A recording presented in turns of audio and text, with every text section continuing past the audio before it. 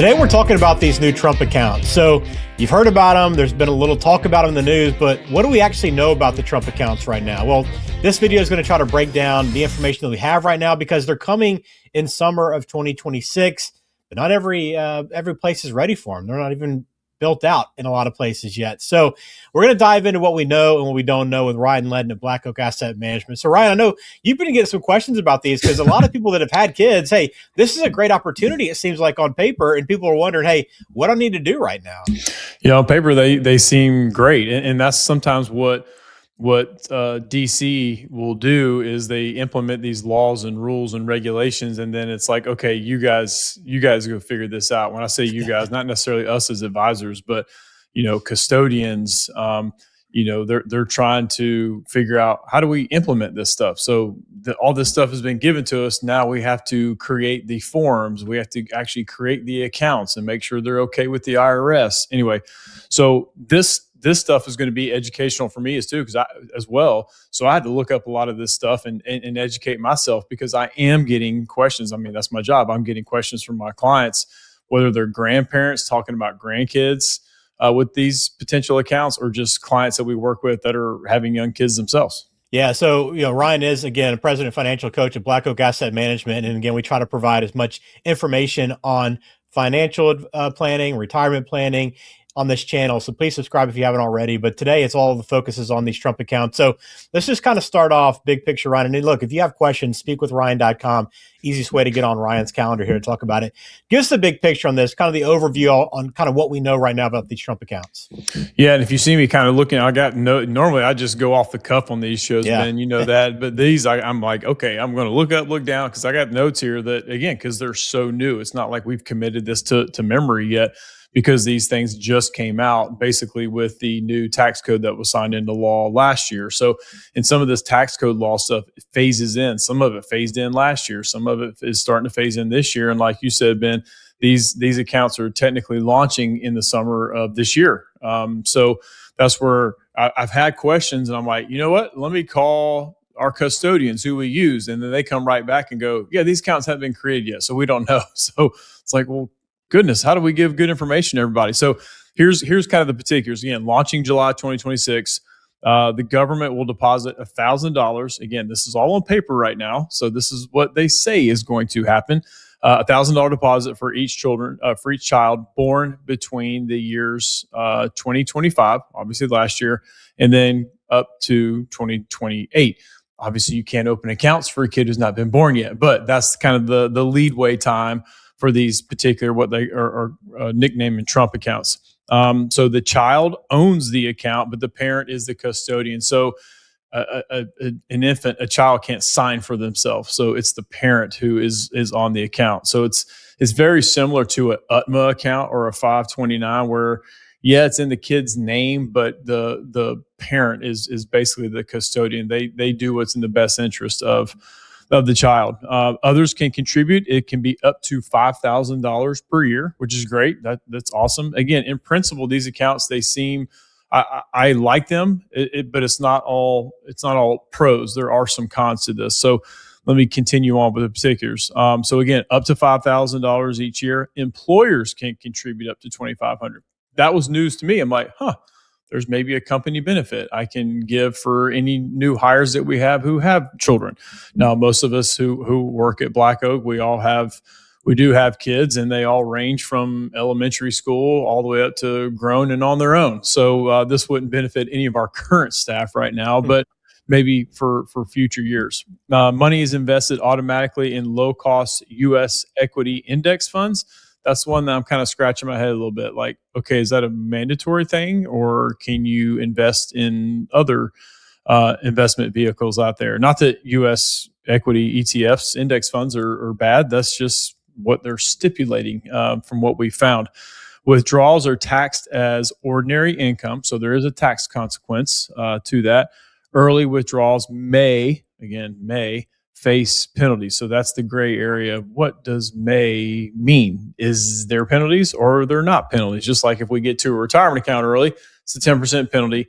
But this says may. So that's kind of the research that we've done. $1,000 for that the government will put in. Again, babies born between 25 through 28, you can put up to $5,000 per year. Employers can even contribute up to $2,500, and the money's invested in U.S. index funds. And then as the withdrawals are taken out, it is taxed again at ordinary income. So that's kind of the particulars. That's the big picture. So we can kind of get into more of the details now. Yeah, I want to get into the pros and cons with you, some of the good and bad of these accounts. But just kind of before we do that, what are we trying to solve here? Essentially, this is just trying to give kids a leg up on retirement savings, right? I mean, on paper, it seems like a great idea. Yeah, it does. I mean, we do have different accounts out there we talked about before. So there's other options like a 529.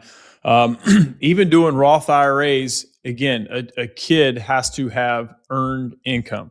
That's the biggest thing. I've had some people go, I want to open a Roth IRA for my kid, which sounds fantastic. I wish everyone could do that, but they have to have some sort of an earned income. Now, when they're small, they're not going to have jobs unless they're like a baby model or something, but they're not going to have any kind of income until maybe they get to high school, where they're employable, and they may have a part-time work and they earn a little bit of income. And let's say they earn $1,000. Well, you can put $1,000 into a Roth in their name. Now, until they get 18, it's a custodial Roth.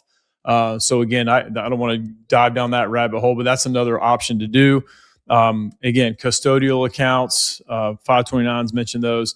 There's educational savings accounts. Those have kind of died off. They're still around, but you don't really hear much of those anymore. So yes, it is trying to solve maybe I don't know if it's a problem or an issue of building in that discipline to save for a later date. And I think a lot of people struggle with that. So maybe we're trying to build in that discipline early and that education early to help spur on more savings for those individuals, for those kids that we're talking about here eventually when they become adults themselves.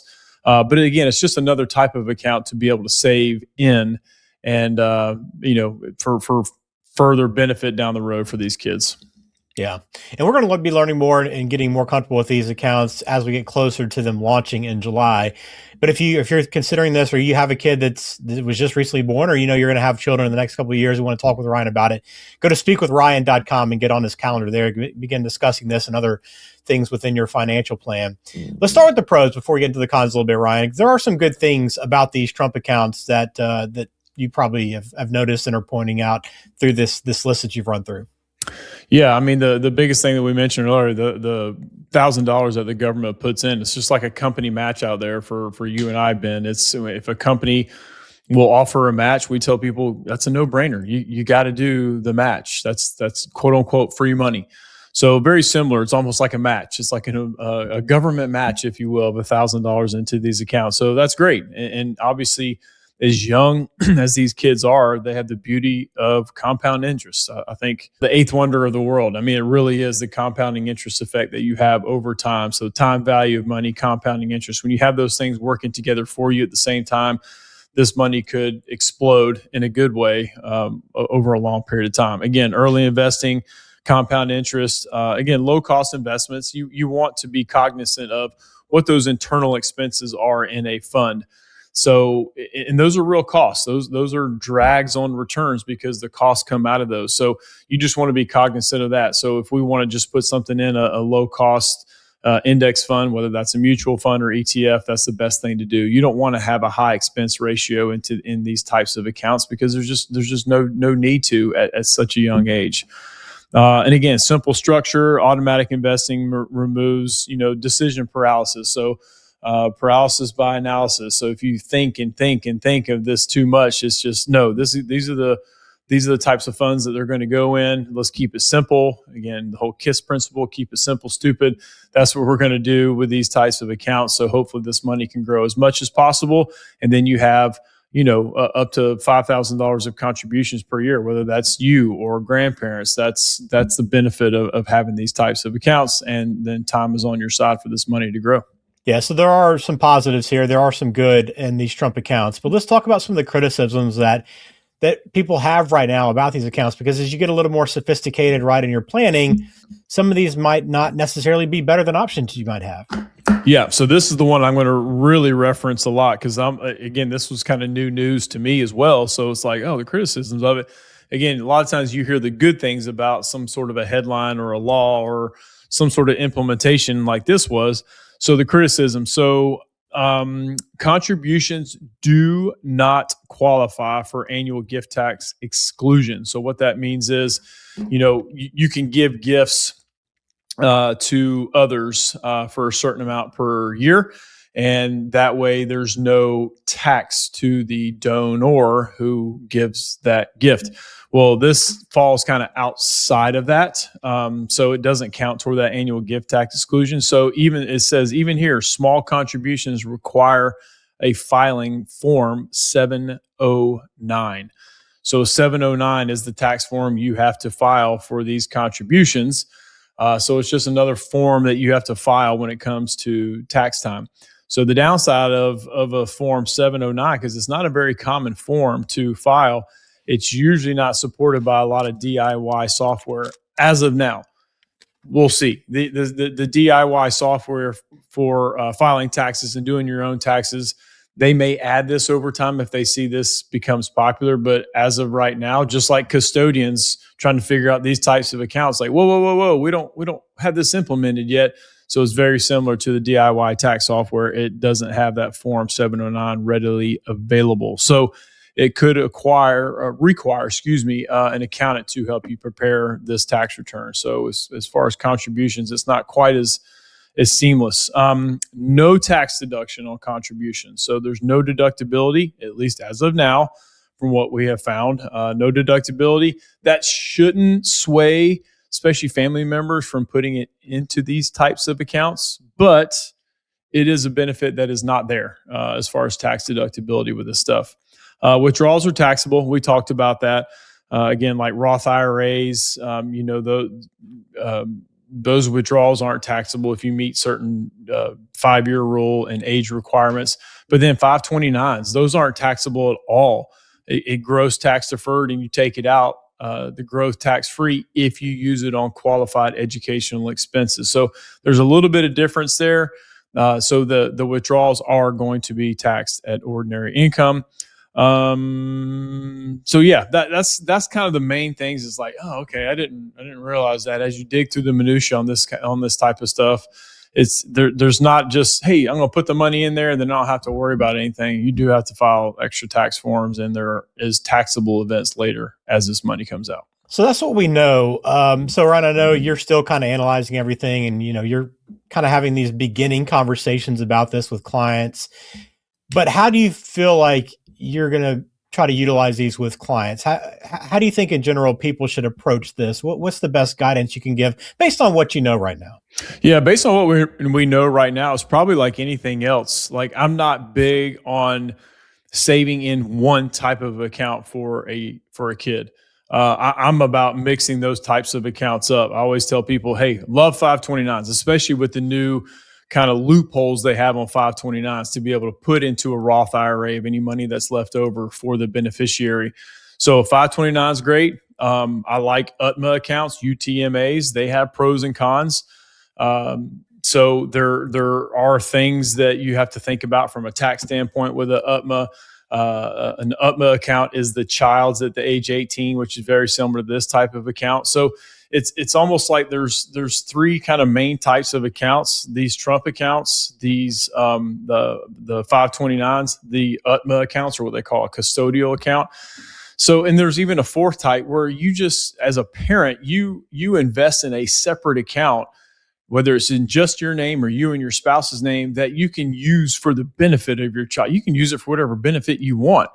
Now, obviously, there's going to be tax implications, mostly capital gains if the money's been in there a lot. So that account is yours, and you use it how you want. So if we have a child who doesn't make good decisions, you can be like, nope, this money's mine. You're not getting a dime of it, versus some of these other accounts, you're kind of tied to them a little bit. So anyway, that's kind of our advice now.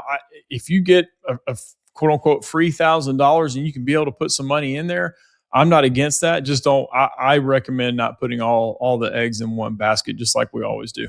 Yeah. Well, as we learn more, we'll try to share it here. But if you have questions, always encourage you to get in touch with a financial professional. Black Oak Asset Management can help you. As always, just go to speakwithryan.com to get on his calendar and begin talking with him about these. But just remember, these Trump accounts aren't inherently bad, right? But they aren't automatically better. You want to make sure you do your research and understand the trade-offs and understand which financial tools are going to help you and your family moving forward and all the options that are available to you. And that's, again, what Black Oak Asset Management can do. Hopefully this has been beneficial. Hopefully you've learned a little bit along the way. If you have, please subscribe. And if you have questions, drop them in the comments as well. We'll try to answer those there. But we appreciate you watching this video.